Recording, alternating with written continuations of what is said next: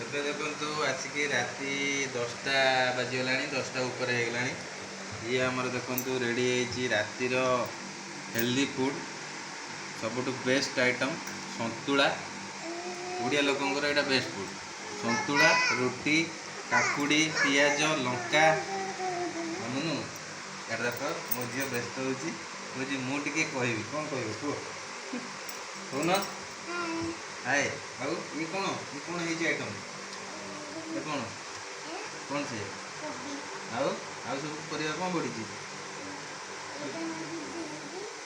Beans, ସେ ହେଉଛି ଆଳୁ, ସେ ହେଉଛି ଗାଜର। ହଁ, ଆଉ ଇଏ କାକୁଡ଼ି। ଇଏ ଟିକେ ଖାଇଲ, ଖାଇଦିଅ ଟିକେ ଛିଣ୍ଡେଇକି, ମୁଁ ଦେଇ ଦେଉଛି। ଦେଖ ମୋ ଝିଅ ଖାଇବ। ଏଇଟା ହେଲା ହେଲ୍ଦି ଫୁଡ଼୍, ସ୍ୱାସ୍ଥ୍ୟକର ଖାଦ୍ୟ।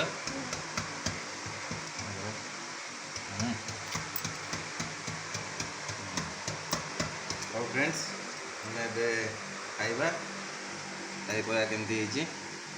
ପୁରା ସନ୍ତୁଳାଟା ଚୋଖା ଲାଗୁଛି ଦେଖିକି।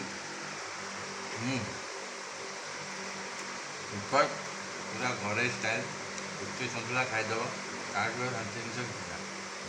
ରହୁଛି ଆଜ୍ଞା, ବାଏ, ଶୁଭରାତ୍ରି, ଧନ୍ୟବାଦ, ଜୟ ଜଗନ୍ନାଥ।